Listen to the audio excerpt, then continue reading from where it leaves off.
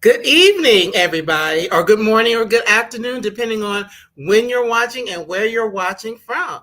It's your girl, Marcy Thomas, and I am really excited to be back with you for another episode of Live Well Sisters. So everybody come on in the room, as we like to say around here, as we get ready for a really powerful conversation, a life-changing conversation, I dare to say, that's going to help us all learn how that we can get better at how we are eating and all of those things that impact our health as it pertains to the food that we take in. So I am really excited about this special guest who I met here in Atlanta, where I am, at an event a few weeks ago. And once I met her, I'm like, oh, I have to have you come on and talk to the Brown Girl Collective audience. So let us know, if you don't mind, where you're joining us from. If it's your first time, if you're here all the time, whatever the case may be, we just always like to know who all is in the room and joining us. So our special guest for the evening is Dr. Tremaine Jones Afetorgbor, who is the brilliant mind behind the successful all-natural seasoning line, Dr. FLAVA Spices.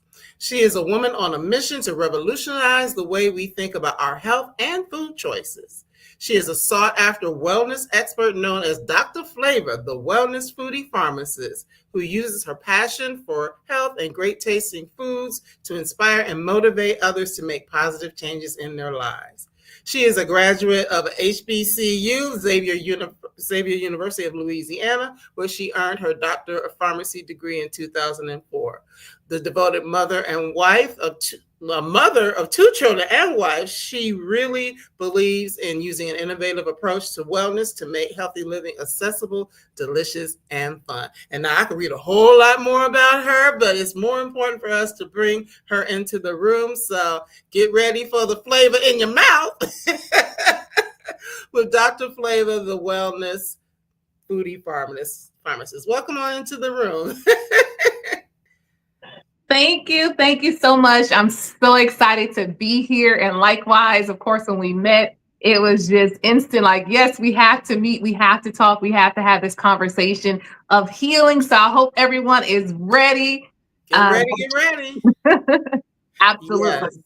Yes. So I really, first of all, and I do have some show and tell that we're going to get into here in a little bit. And if you stay tuned throughout the evening, there is a special code if you want to buy some spices. I'll be putting that on the screen. So you want to make sure you see that as well. So, but Dr. FLAVA, I'm just calling you Dr. FLAVA because that's how people know you. Absolutely. Dr. FLAVA is memorable. Dr. FLAVA is just something that people can, they can resonate with that, right? So absolutely. Everyone, I'm Dr. FLAVA. Yes, I love it. And I had to use flavor in your ear, but we're going to talk about flavor in your mouth. So I just really want to, I had a chance to read a little bit about your background and all of that, and know that you come from a food-loving family and all of these sorts of things. But you didn't necessarily start out doing what you're doing now with, creating your spices and really helping people heal through food. So what was it that led you towards becoming a pharmacist? Because that's a very, distinct journey in and of itself. Well, when I think about that was over 20 plus years ago, but when I grew up, I'm an 80s baby. So I grew up during a time of a different world, right? And I knew I wanted to go to an HBCU, but I always had a love for science, biology, and I realized I wanted to help people. And so I fell in love with Xavier University of Louisiana, one of the best HBCUs out there. And I was originally pre-med. And I changed my major because this is the funny part. I was like, I don't really like blood. Like, I can't do that. I don't think I can deal with that. And one of my teachers at the time said, hey, have you ever thought about pharmacy school? So this was one of my big faith moves, okay? I didn't apply anywhere else but to Xavier University for pharmacy school. And I was accepted into pharmacy school, and I was super excited about that journey, learning about the body. That was one of the things, when you understand how the body works, people always ask, like, well, how do you know all that about all those medications? Excuse me. But when you have to have an understanding of how the body works, how the systems work, you can better understand how those medications will work in the body, right? And so that was my journey of becoming a pharmacist. And why I wanted to become a pharmacist was really to help people in the community. And while I was in pharmacy school, we have to go on rotations, right? And I have to shout out Dr. Keith Ferdinand. He's a cardiologist in New Orleans, Louisiana, and I was with him in the lower ninth ward. This was before Hurricane Katrina. And I saw the health disparities in that neighborhood and in that community. And I saw his passion and his care. And I also saw what people who were sick look like. You know, people think people look a certain way. They came in all different shapes, all different sizes, all different shades. And he had this compassion with them where he just was real with them, right? And really was like, listen, this is what needs to happen. So he always, you know, would prescribe the medications. He went over them. He would even have me do it. But he also would talk about lifestyle, and we call it lifestyle medication now. So lifestyle medication, there are other things that we can do in addition to the prescription. And so after pharmacy and fast forwarding to where I am now, I realized that health begins in the kitchen. And we can do something before the prescription. So that's a little intertwining of, you know, why I became a pharmacist and kind of where I am now. I love that. And you're right. You know, we are what we eat. We've been hearing that for years, but, you know, sometimes we pay attention to it. Sometimes we don't. But, you know, there's so much truth in that. And, you know, when I met you, Dr. FLAVA, one of the things that really stood out to me is you were talking about as a pharmacist, and you have people come in and they're getting these different medications. You know, you're fulfilling their prescriptions and things like that, but understanding that sometimes the food that we're eating can have an impact on even how well a medicine may or may not work. Absolutely. And so let me just share this with you. And I tend to share this story. A lot of times people will come into the pharmacy like, doc, what vitamin do I need to take? Like, what do I need to do? I'm so tired. I have no energy. What do I need to do? And there's a difference between what you learn, the practical knowledge, versus what you applicate in the actual community and with people. And what I would always go to, you know, what are you eating? Right? And so when we're eating the standard American diet, which is the acronym is SAD, typically it's highly processed foods. And so when we're eating those highly processed foods, and let me just tell you what processed foods are, right? And the easiest way to remember is anything that pretty much comes in a package, right? It's taken away from its natural source. It's being processed. They're putting different chemicals, colors, flavors, and different things, preservatives, so that it can withhold the time, right? Because not only are you getting it on the shelf and it has that expiration date, you have to think about the time from when it was actually made, it was packaged, it was put on a truck or a train or a boat to get to that store to sit on that shelf. And so when you think about that, and we're eating those types of foods, because even from when I was taught, and when you think about that pyramid that we used to learn about, we're saying that wasn't the right way, right? And so over the years, we've seen how the changes in food have really exacerbated a lot of the diseases that we're seeing. And so it's so important that people understand that as long as we continue to eat that standard American diet, because we're too busy, right? We're on the go. We're trying to, you know, if you have a family, we're trying to hurry up and make sure everyone gets something, but we don't think about food being fuel. And so when we think about fuel, it's to energize us, right? It's to keep us going. But a lot of times, even myself, and this is no judgment because I've been on this journey myself. When I was a pharmacist, I was in retail. And I was fueling my body with Snickers, cookies, Coca-Cola, popping Excedrins because I was stressed out. I would have terrible headaches. I didn't have any breaks in between, but I was just fueling myself. And a lot of people who are in healthcare, unfortunately, we're caring for everyone else. And a lot of times we're neglecting ourselves, right? Right. And so when you think about that and the combination of the level of stress that we're going through, especially as Black women, right? We're the mothers, we're the wives, we're the aunties, we're the sisters, we're volunteering, we're in the head of our companies, we're doing all of these things. And when we think about that standard American diet coupled with the level of stress, it's leading to a lot of diseases like hypertension, obesity, right? You have diabetes. And guess what else about all of those diseases? They're all linked to inflammation. And so a lot of us are in a state of chronic stress all of the time, especially Black women. Yes. Right. And so we have to just be so mindful. So that's what really made me, because I really looked at myself and how over the years, how things have changed. When I was working early on, I graduated, just so everyone knows, I was only 24. I was 24 years old. And I was highly stressed, highly inflamed. Okay. And I was just feeding my body with things just to keep going, because the money was great, right? The money was great. I'm working 14-hour shifts and doing all of these things, and it wasn't good for my body. I dealt with acid reflux. I had not an ulcer, but I had chronic issues with my stomach. I would get chronic sinus infections. I had like migraines all the time.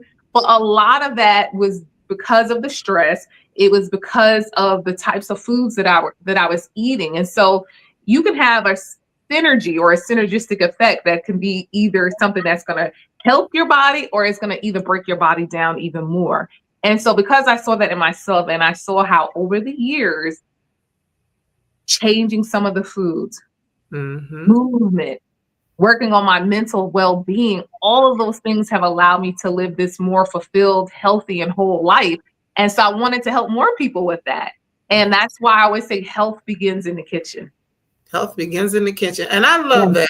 Like you know, not a pharmacist, but just for many years, it's like I was a person who would like work during the day and go to school at night, or maybe have a second job, or, you know, just have different things going on that my schedule was packed, or maybe I had a long commute, or whatever the case may be. And for many years, I fell into that loop of, okay, let me grab what's convenient because I don't have time. You know, to your point, I don't have the time to do whatever. So I'm just going to grab what's convenient, oftentimes eating in the car or whatever. So I definitely understand that and can relate to that. And then later years, you know, maybe ordering too much Uber Eats, or, you know, DoorDash or whatever. The things that are convenient because we are so busy, but not understanding that, you know, especially if you're doing that over a long period of time, that can have an impact on you, not to mention the stress of all that busyness and running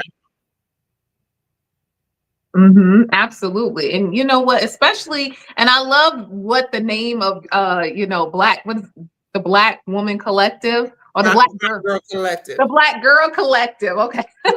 I love that, because when we collectively look at us and you look at how we are seem to be always the number one as it relates to things that are not always the most positive. When you look at heart disease, Black women are more susceptible than white women, right? And when you look at diabetes, when you look at the levels of stress, and it's unfortunate because a lot of times we don't put ourselves first. We put ourselves last. We're pouring from an empty cup, right? We want to be all of the things to all of the people. And I had therapy yesterday, and me and my therapist were talking, and we talked about that, like even the movie Straw that Tyler Perry just put out, right? And you think about that movie and you watched it. Of course, it was a dramatization of the worst possible day. But a lot of us are constantly in a state where we don't feel seen, we don't feel heard, and it's just so much going on. And we can be living in a whole different reality, not really facing what's really going on. And then you'll wonder, like, well, why would this person get upset because someone cut them off? Or why would this person get this frustrated because of this? And we're living in this constant state of fight or flight, many of us.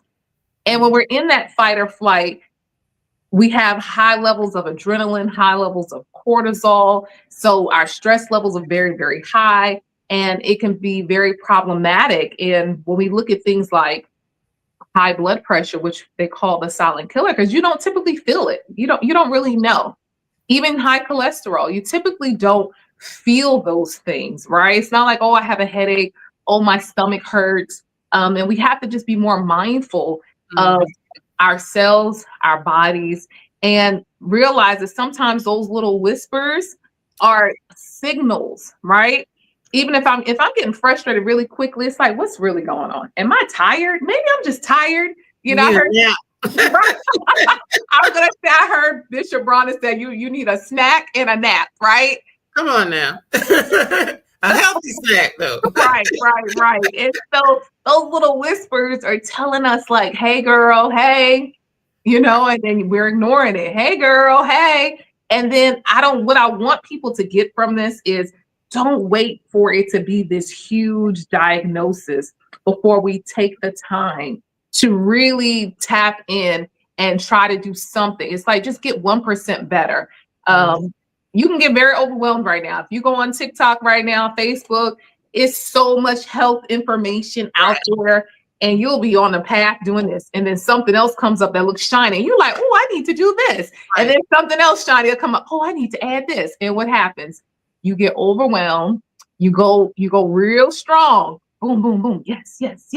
I'm doing it. And then you just quit. Right. And you're like, oh, this is too much, because you were doing too much, right? Instead of trying to say, what are the 3 things I can do? Maybe there's just 3 things I can start right now. I'm not going to eat, at fast food one time less this week. Right. Or I'm going to cook at home. I'm going to make sure I have a vegetable every time I eat my food, right? I love that. So those are the things that we can do. It's about consistency, not all the things, but doing it consistently.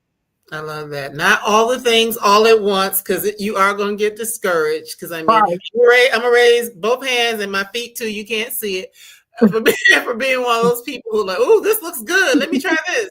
And you do it and it works for a while, but then it gets to a point where you get tired of that thing, whatever that thing is, because it is, maybe a crash diet or, a popular way to eat or whatever the case may be, and it's not sustainable over time. So you end up going back to the old habits, and usually, especially if it's a weight thing, if you gain it back, you're usually going to gain more than you lost to begin with.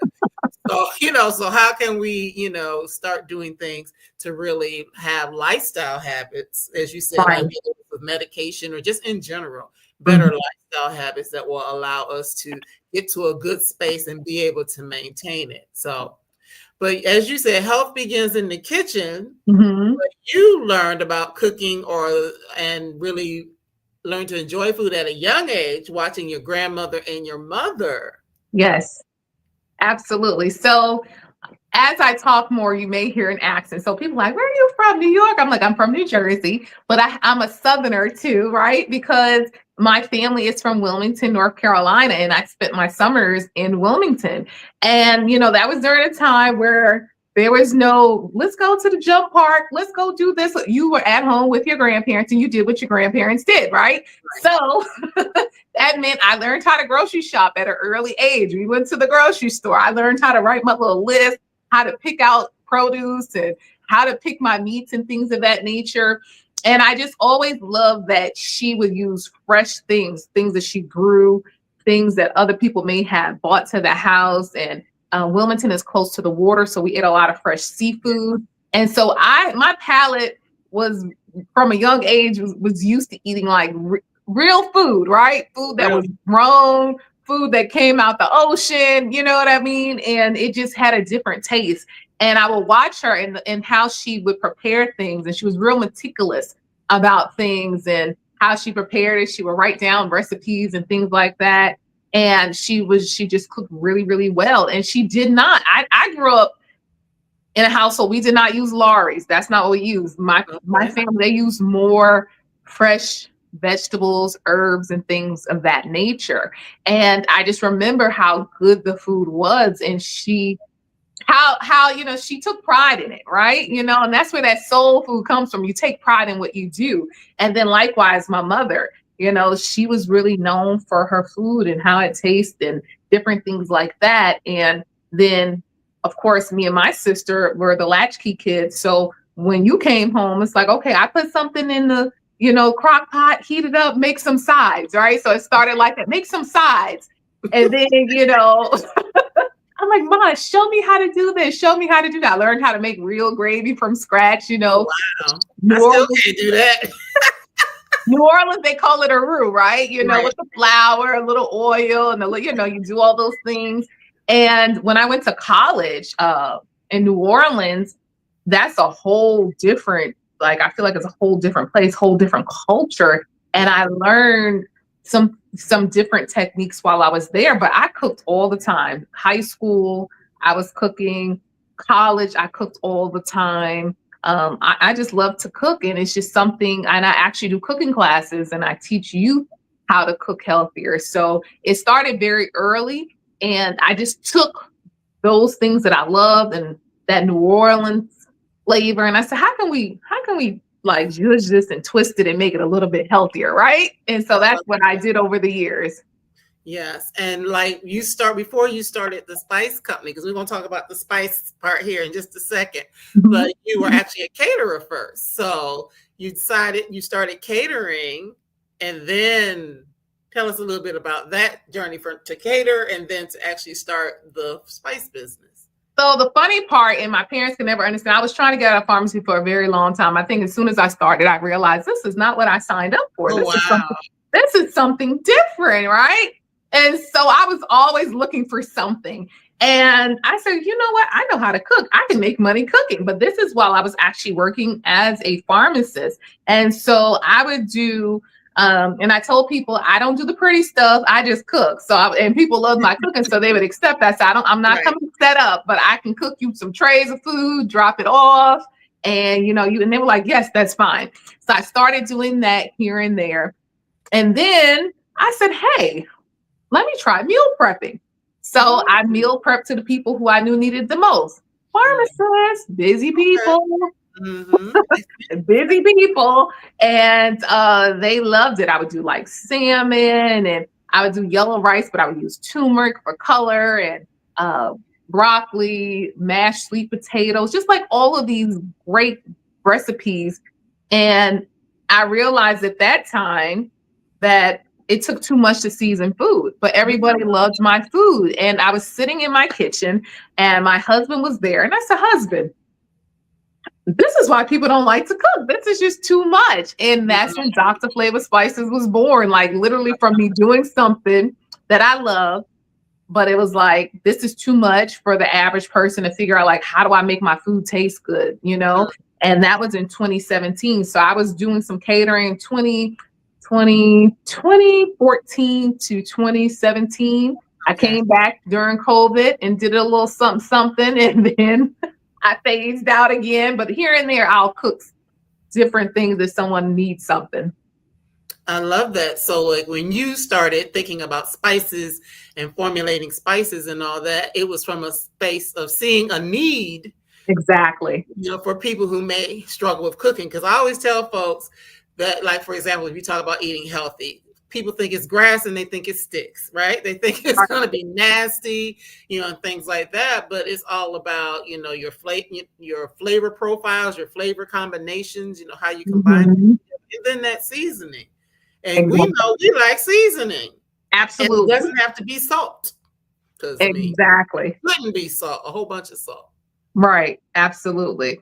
And I think that a lot of times, when you look at how soul food, and you look at the food and how our culture and why we do sometimes use so much salt, was during the times we may not have had the best meats, or the best products. So it was like, we're going to make something out of nothing. And that's what was going on, but during those times we were a lot more active. Right. So if you look at like my parents, and the parents before then, they lived because they were more active in eating real foods. Now, we have to, if you're in your 40s and your 50s, you need to really be on it. If you're in your 30s right now, you should be thinking about, like, don't think your youth is going to save you. There are more cases of diabetes in young children now, type 2, than ever before because of the diet, right? And so it ties back to health begins in the kitchen, because we're going to see more catastrophic diseases happening because we are just eating ourselves unwell, and we want to be well. You know, we have to make our health a priority. Mm-hmm. If we don't make our health a priority, it's not going to serve us, and we want our bodies to serve us. We have purpose, we have destiny, and we need these bodies to do those things and to fill those destinies and purpose. I love that. And that is so true. Mm-hmm. Yeah, I remember years ago, I'm sure you're familiar with it, Dr. Rowena Brock, I think her name is. She's been like a big person in the wellness space for a long, long time, probably back in the 90s, maybe even the 80s. But I remember going to an event that she was at years ago, and she talked about, you know, from the standpoint, kind of what you're saying, that the food, the health begins in the kitchen, begins at home. It also starts with, you know, and let's face it, a lot of us are mothers, wives, or even if it's just for ourselves, it starts with what we're doing, and it filters out to the people in our home, or the people that we, you know, are caring for as well. So yes, it's for us, but it's also for the people that we love. Mm-hmm. And we want to break those generational curses. That's why I say healthy and whole living. And it was something that just came into my spirit. It was like, you know, I am healthy and whole, because when we look at being healthy and whole, it's more than just the pounds on the scale. Because if I stepped on the scale, now I'm like, what? Hold on. But I feel better now at my 44-year-old age than I did when I was 24, right? And I'm actually healthier when I look at my numbers. And I will have to segue into that when at the end, because I need people to be empowered and know what they need to be doing. But it's so important that we look at it from a holistic approach: the food, our mental well-being, and the movement. We got to move our bodies. And if you like to dance, like I was watching the BET Awards, I missed it. I was watching segments, and I was dancing every night, like dancing 3 good songs. You know what I mean? And start there if that's something you love. And, you know, I would say moving your body, it makes you feel better if you're in a little funk, depressed. If you start to dance and enjoy yourself, act like nobody's watching. You know, I'm in my 40s, so I'm not going to the club. My house, my bedroom is my club scene. I understand. The living room. So, you know, have fun, enjoy, and make living healthy and whole enjoyable. It's going to be tough if you want to grow. You know, with growth comes breaking down and some pain, but that's okay.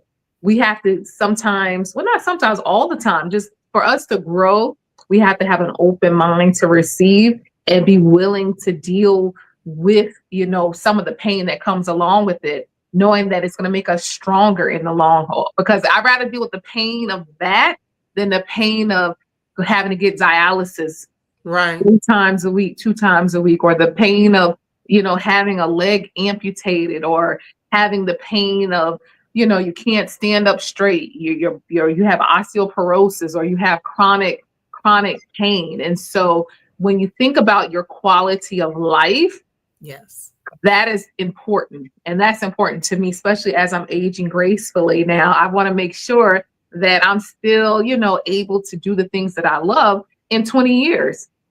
Yes. And that is so important. I love that, you know, when we say you pain now or pain later, the pain of the change or the pain of the things that will happen. And I will oftentimes say pay now or pay later, because people say, oh, it's too expensive to eat healthy or blah, blah, blah. But it's like, okay, either you do these things now or later on have to be paying for all of the medications or all of the, you know, procedures and all of the doctor's visits and all of these things. So it's one or the other. So, and it's expensive. It's expensive. I mean, I'm going to tell you this, and it's sad. I would have patients who would either have to decide, well, I need to get groceries, so I'm going to have to come and get this later, right? And being compliant is very, very important. So we talked about consistency earlier, but we have to also be consistent in our medication management, right?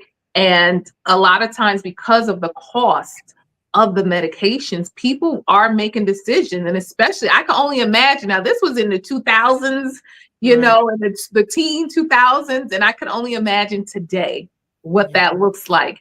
And the cost of some of these medications, when I would see the without insurance, how much they cost, and then the person would have to pay $2,500, $2,500, and they're like, "What?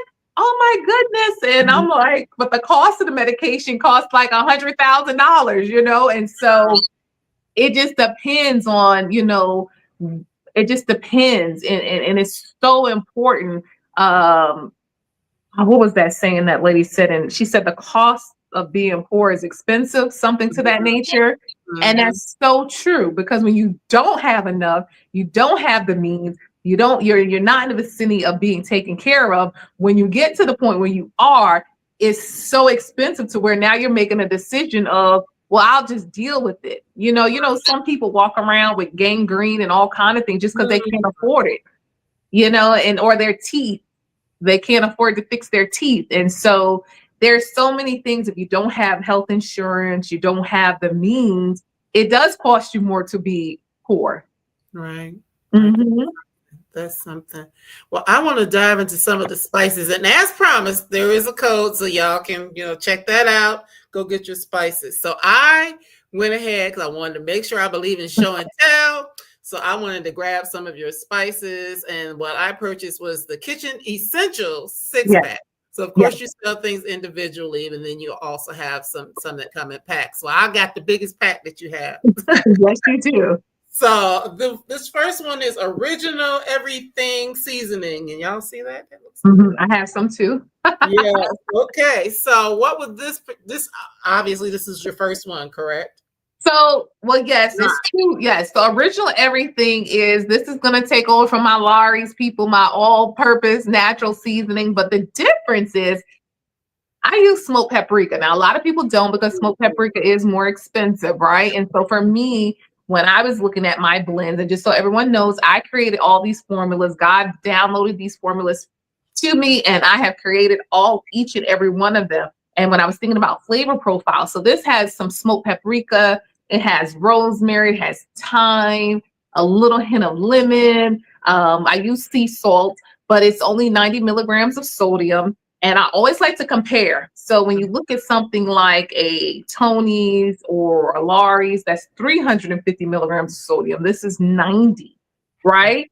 And so just being mindful of that, that's when my pharmacist was like, no, we have to make sure we give the flavor, less salt, but lots of flavor. And so no MSG, no sugar, because a lot of them, they do put sugar. So original everything goes on everything. It's going to give you that smoky flavor. If you're a vegan, you don't eat meat, this is perfect. This is great on kale. It's great on spinach, chicken, everything. Okay. Popcorn. Ooh, I've been eating a lot of popcorn lately, so not extra butter, y'all. and I'm popping it myself. I'm not doing it in the microwave. Yes. But yes, so I definitely have to try that. But yeah, this is, I like this. This looks good. It has that smoky flavor profile. Yeah, and even though I didn't open it all the way, I could smell that. So let me see. I'm just grabbing them as I have them sitting here. Now I know you had talked about New Orleans. Nola. Yeah, so Nola Twist. Yes, so Nola Twist. I created this when I was pregnant with my son. So that was 2018. Don't laugh at me, but I said, husband, take me to New Orleans. I want to go eat. And I ate so good. And I was just like, what's that taste? What is that? And I wrote the formula in the car. I said, I want that flavor. What was that flavor? And that's when I made Nola Twist. And this has a lot of herbs and spices in here. So heavy garlic. It has oregano, thyme, and some other things in here. And it just gives you that yummy flavor. I love the Nola Twist. It tastes good for salad dressings. Nola Twist is excellent. This is great for your vegetables. It's great on salmon. It's great also on your popcorn as well. When I met you, I was letting people put this on there, and you could just put it on your finger. You're just gonna lick it, but oh, this tastes so good. Kale chips. Okay. It's really, really great. Or if you want like an Italian flair, This would be great to season your meat with. If you want to make like a lemon butter beurre blanc sauce, you want to cook this down in there. Delicious. I use this when I make shrimp and grits. Okay. I actually put this in the grits. Okay. All right. I love that. And I'm just going to, we have 4 more that we're going to show that I have here. But I just wanted to say that really that seasoning is the thing. Because, you know, we hear some cultures don't believe in seasoning in the same way that we do. Right. But I love that because you can take something that might normally be kind of blah. You know, that's my point of grass and sticks, or, you know, I remember, Mom, I'm sorry, I'm telling a little your business, but years ago, I remember when I was a little girl, my mama would call herself eating healthy and would like boil chicken, and I'd be like, oh, that's just nasty. No seasoning. A little bit of, not much anything.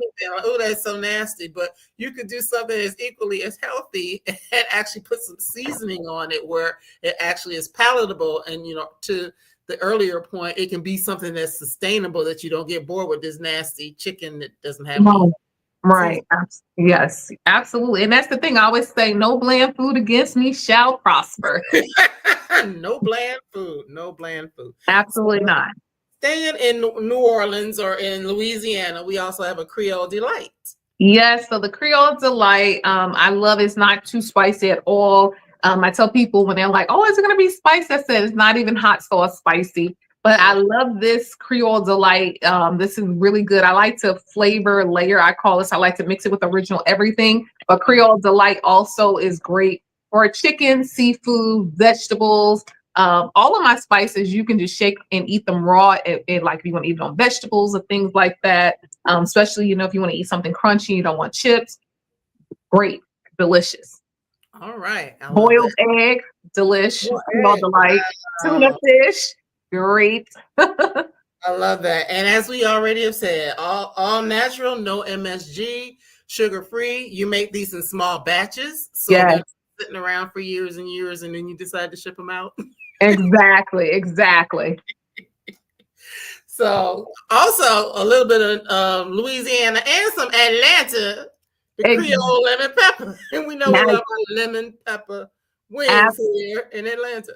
Absolutely. So funny thing, real quick, I got a story for everything. So I was pregnant and I was at, I say Atlanta, this is the chicken wing and French fry capital. So I was at an Atlanta deli or Atlanta, you know what I'm talking about. So nevertheless, I ordered some lemon pepper wings and I put some I put some the whatever seasoning on the fries. And I was just like, Creole lemon pepper. I think I need to make that.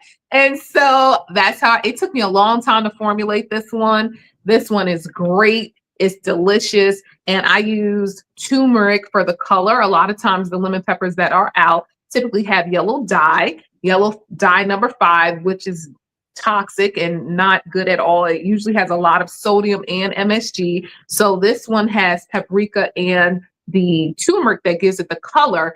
And it's not too spicy, but this lemon pepper is delicious. It's so good. It's just different. It doesn't taste like anybody else's, and it's amazing. I love that. Yeah, when you said that, it made me think. I got some lemon pepper wings from somebody. I can't even remember who, but they were like extremely salty. It was just like, bleh. So I love the fact that like your stuff doesn't include salt and lower sugar and all those sorts of things to really make it healthier for us. Okay, I have a couple more that are here, even though this is not all that you sell, because you just have a new one come out. We can save that one from it done. But there's a garlic herb. We know we love our garlic. And so this one's actually salt free. And so you ever in the kitchen and you're like, this just needs a little something, and you shook some seasoning, you're like, oh man, now it's too salty, right? So garlic herb, this is going to be your friend because it's no salt, but it has tons of flavor. And I like garlic herb, even also on your raw veggies. So like say, for instance, you want to take a cucumber and you want to put some tuna fish, like take out the seeds, put some tuna fish, shake some garlic herb on there. Now you have the crunchy, you have the protein, and you have the flavor. And now you're going to be satiated. You're going to be like, and then your taste buds are going to be like, yummers. So this is great. Add this to anything and you will be excited to have that flavor without the salt. Yes, because we love some good garlic. And Hmm. last but not least that I have is the onion pepper. Yes, and that's also salt free. I don't have it with me, but yes, that's salt free as well. Onion pepper. My mom actually was like, you know what? I need you to create one for me. And she was like, I love onion and I like pepper. And I said, and I at first I thought it was just gonna be like a little thing. People love onion pepper. And this Okay. too is good on raw veggies. Like if you just want to eat your raw veggies, but this is also another one where you want to elevate your meals. And so I call it flavor layering.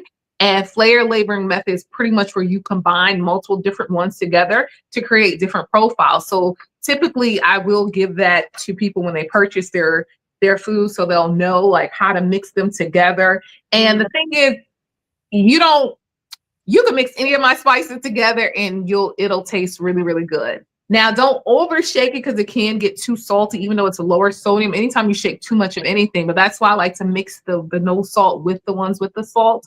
And when you use certain herbs, like yesterday was National Herbs and Spices Day, garlic is really good for the heart. Turmeric is anti-inflammatory. You know, my new one that has ginger. Also, it's good for our immune system. And so when I was thinking about different herbs and spices, I wanted to make sure that there were some health benefits to it. And mm, then the lower sodium, and then the no MSG, and the no sugar, and no fillers, because some of the seasonings that are out, they use various fillers. And so that makes it to where the cost can be down because I'm using nothing but herbs and spices, right? Versus filling it with other things. And sometimes cornstarch is a filler they use in them.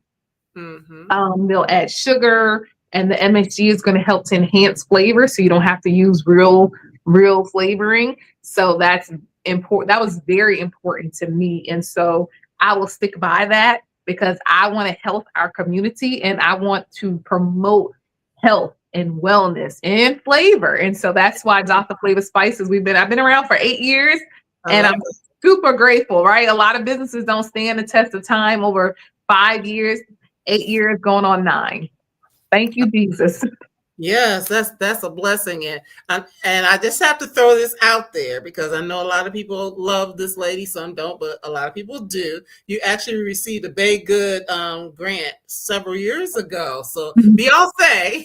Beyonce.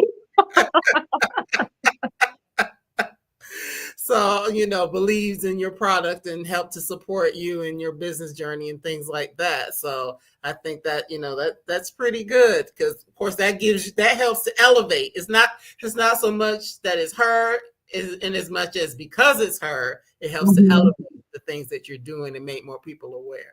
Absolutely. And that was during COVID Yes. that happened. And that was truly a blessing. And it was I actually received quite a few grants and it was just it's always a blessing to be able to know that people believe in you. But I just want to say this to my entrepreneurs because I've dealt with this and I've matured. There were times, and there's still times when I go places and people are like, "Are you in the stores? Are you in the stores?" And that's the first thing they say to me. It's not like, "Are you?" And they used to make me feel some kind of way. But I understand what it means to be in those stores and I would have to compromise, and I'm Mhm. not willing to do that. And so I said, God, you show me, you tell me the time, the when, the who, the what, and the where, and I'll do it. But I'm not, I had to deal with what does success mean, right? What Mhm. does success mean? What does success look like? And for me, I'm blessed. I'm able to do what I love to do. And I'm grateful for the opportunity because I can speak to the people. I get to do what I graduated to do was to help people in the community, underserved communities, to Yeah. pour into them, to give them information that they may not have received. A lot of times, and I'm on my soapbox, a lot of times when we go to our visits, there's only a 20-minute window. And it's not really a 20-minute window with you and your provider. It's probably more like 10 to 12 minutes, right?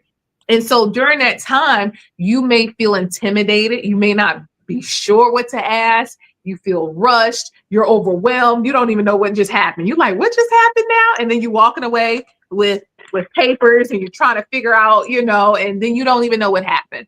And so a lot of us are in this deficit of not having a clear understanding of of information. And what I like to do is break it down in a way where people can understand. And I created this, I did a event called Nourish and Thrive. And basically it was more like a presentation I would do in the beginning, and it correlated the food and our health. And then I would do like a cooking demo, and people were able to taste the food in real time. And they're like, wait, hold on. I've never tried this, but this tastes good. I think I can do this, right? And so it was more than, it was just more, it was an opportunity for people to see what whole foods look like and how they could incorporate that into their diet, as well as have a clearer understanding of how, you know, how to read your food labels, what to look for. And have that understanding, and I just, it just, for me to be able to empower, whether it's one, whether it's 100 million, I'm grateful for the opportunity.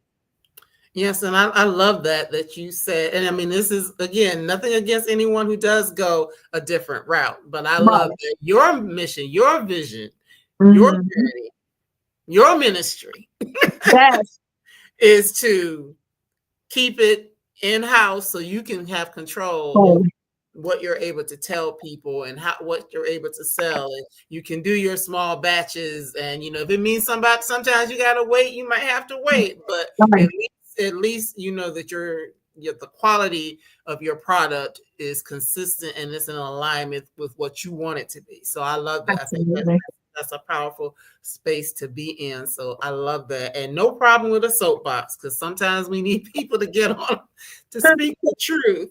But, you know, in addition to the spices, you have also written some books. You know, you have some recipes and things like that in your healthy recipe guide. And you also had the pharmacist guide, How to Health Yourself. Yes, absolutely. So I wrote that in COVID.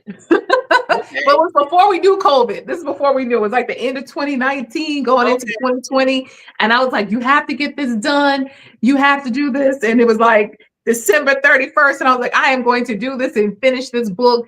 And that was, it came from, there's a lot of truth in there. There's personal information about myself, my journey, my pharmacist time, where I was working. You know, it talks a little bit about our anatomy, because I talked about that earlier, about knowing our bodies, the numbers we need to know, which I want to say really quickly. So the numbers that people need to know, just like, you know, your social security number, your blood pressure, right? So your blood pressure should be 120/80 or less. If it's more elevated, keep track of that, right? Because every time we can get down, even just by one, it decreases our risk of having a heart attack or heart disease, right? You want to understand your cholesterol. But I always tell people the biggest number I like to look at is the triglycerides, which should be less than 100, because that indicates, or if it's really high, usually that means typically your diet is high in processed foods, high in sugar. We want to look at our hemoglobin A1C. That's our blood sugar over a 3-month period.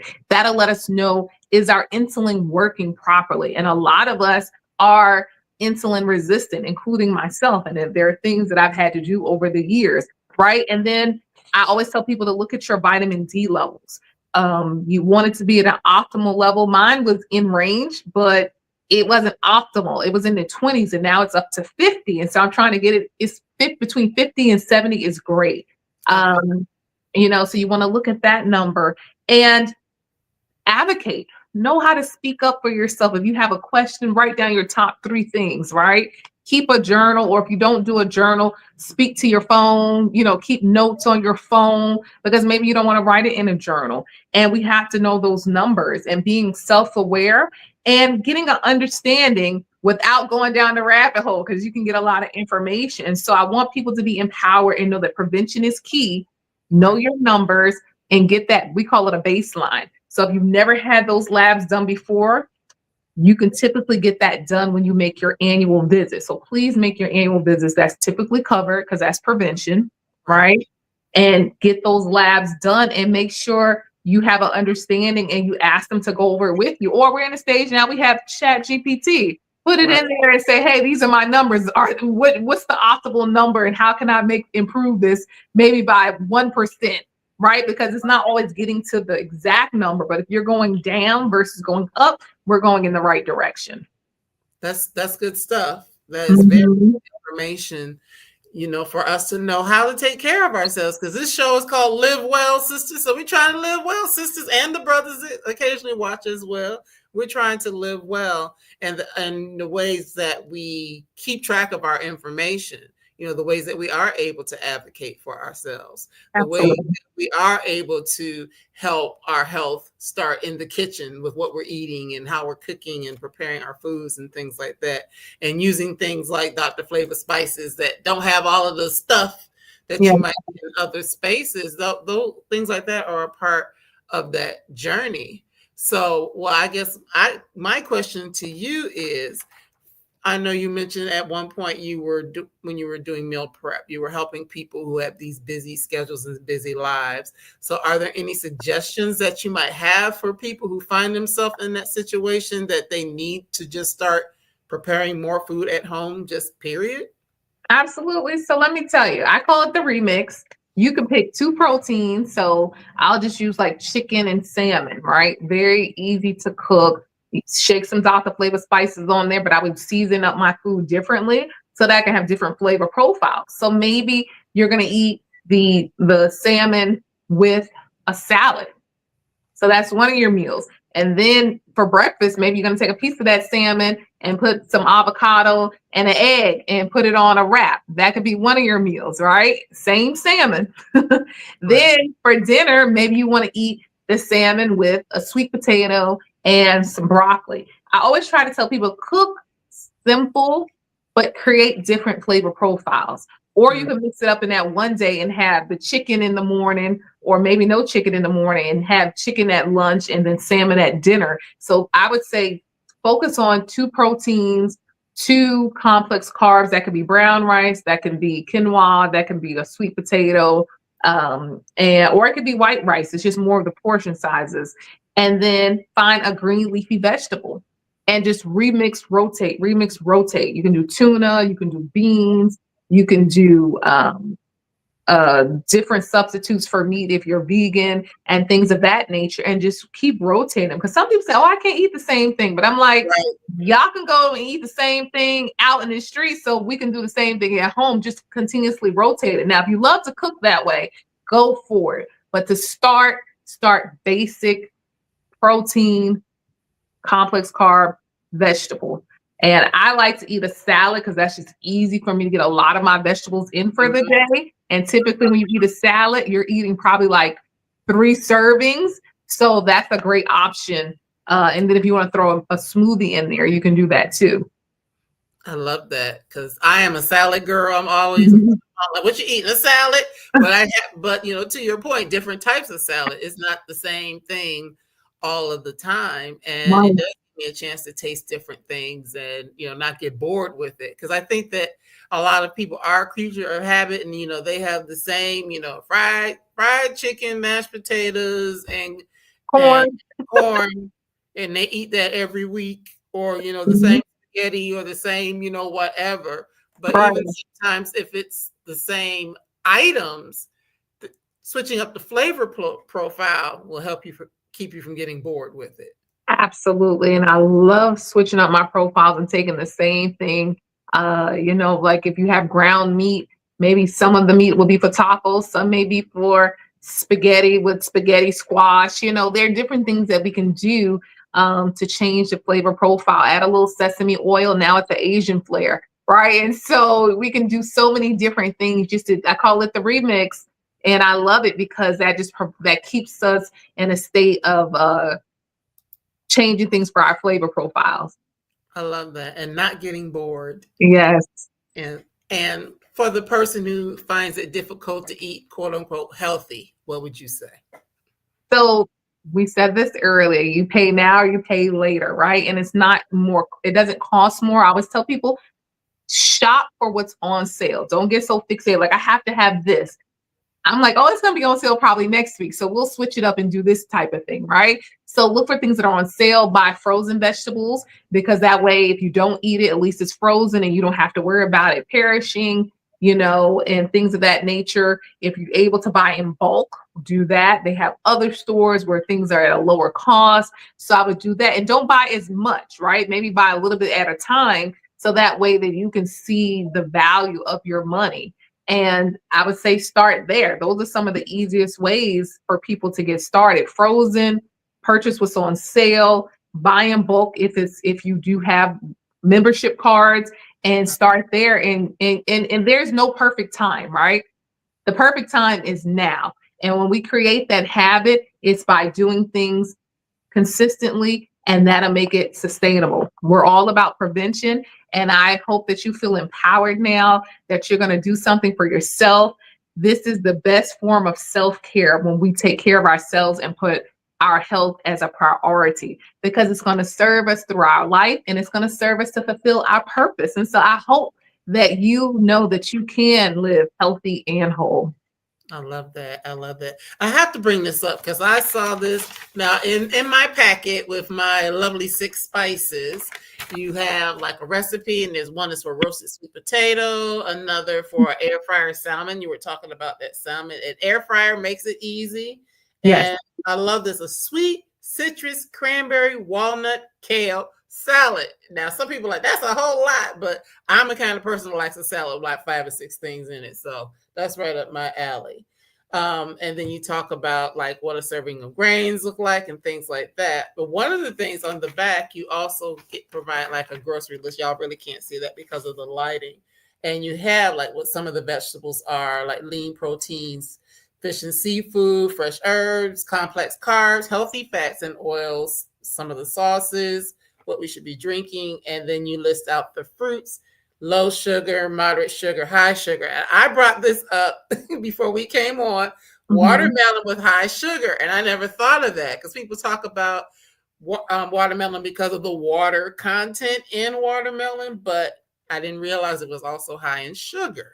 And you know, there are different, so people who have to be more concerned, we call it the glycemic index, meaning how it's going to act in your body and how it can spike your blood sugar levels. And so when we determine and break down the different fruits, watermelon is one of those things. So for instance, someone who has uncontrolled diabetes, this may not be the types of fruits that they should look into. If you're looking for weight loss, this may not be the fruit that you want to look at, right? So it just depends. Now, if you are a vegan and you're not eating a lot of fat or animal products and things of that nature, this may be a little bit different for you, or if you're only eating this. But for someone who's still eating all of the things, if you're eating potato chips, you're eating chicken, fried chicken and potato salad and all of these things, and now we want to add on some watermelon and mangoes, and we're eating a lot of starchy foods and plantain and all those things, that's not a good combination. But if I'm eating a lean protein and I have a salad and maybe I put some papaya in there, and you know, I'm mixing the fiber from the green and the papaya, and I have some protein, some almonds or something, then that's fine. That's acceptable, because now you have the fiber that's going to help with that sugar and make it, it's not going to spike your blood sugar. So it's the combination and what you're actually dealing with, your health status. I love that you shared that, because I'm like, ooh, okay. Yes, high sugar, just so y'all can know, until you buy your spices. Let me put that back up so y'all go ahead and get them. But yes, watermelon, mangoes, papaya, pineapple, bananas, higher sugar content. And those are like those tropical fruits that a lot of us really love. You know, I'm thinking of, you know, some of those little adult beverages we had, like that have those tropical flavor profile. Right. One that you mentioned that has moderate sugar: apples, oranges, and grapefruit. Now, I've heard some things with grapefruit with certain medications. Yeah, so with people who take cholesterol medications, they want to be mindful of grapefruit when they're taking that, and you want to separate them. Now, if you've been eating this for a long time and you never knew, it may not even affect you, but you want to be mindful, because it may not allow the medication to work as effectively as it should work. And so that is correct. So people have to be mindful of certain medications and the foods that they're eating, even if they're considered healthy, right? And so when we look at when we get our prescriptions, now I'm turning to pharmacists, but when you get those prescriptions, make sure you ask those questions. And then they usually give you a piece of paper, we throw it away, read those things. And then on the bottle on the side, usually they'll have some of that information on there about certain things that you need to be mindful of. And, so it is important that people read those things and are aware of that. Right. That's good stuff.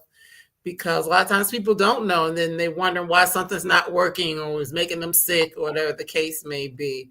So you just pretty much said that was going to be my next question. Do you suggest that people ask some of these questions when they're being prescribed certain medications? And you already answered that question, just to see.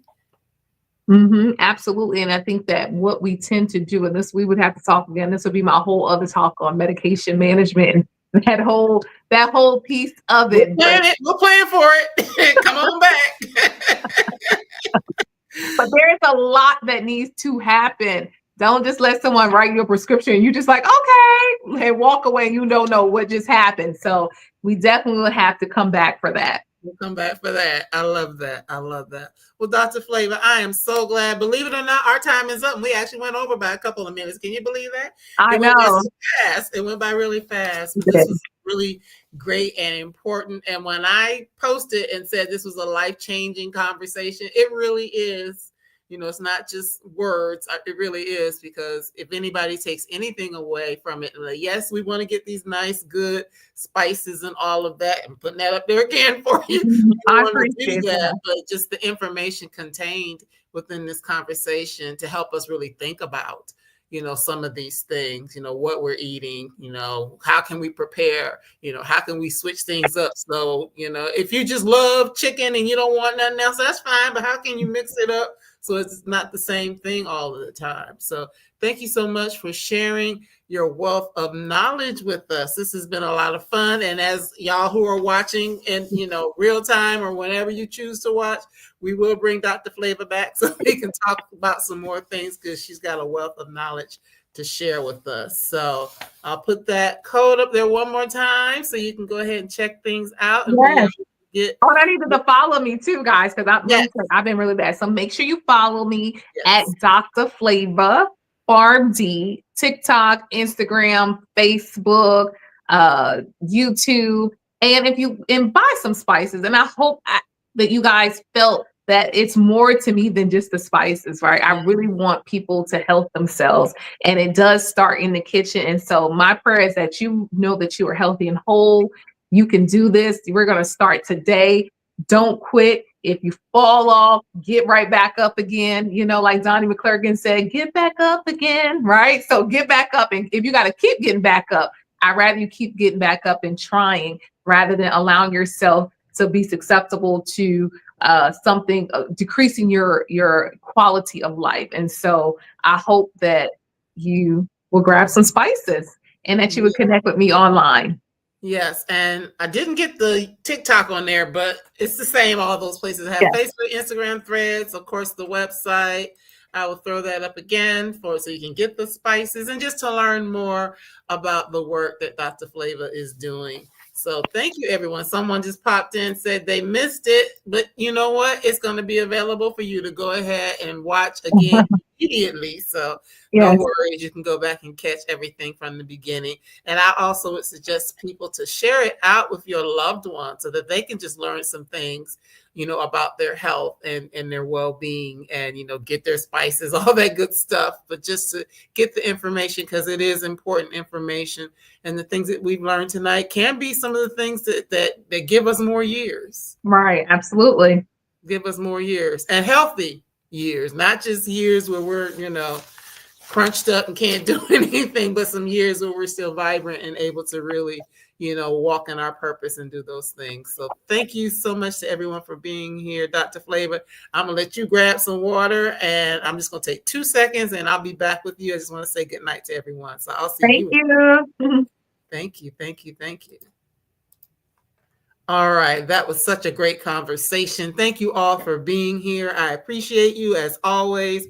Again, please share the information out so people can know, not just about these wonderful spices. I don't know if I can hold them all at the same time. Probably not. I got half of them or 4 of them, but about these great spices, about the work that Dr. Flava is doing, and just some things to help us to live well, as this show is called, to live well and to have healthy lives. So that's all I've got for now. I will be sharing here within the next tomorrow who we'll have next week and some of the things that we have coming up in the days and weeks ahead. So thank you again for being here. And I look forward to seeing you real soon. And please, please, please continue to live well. Take good care. Bye-bye.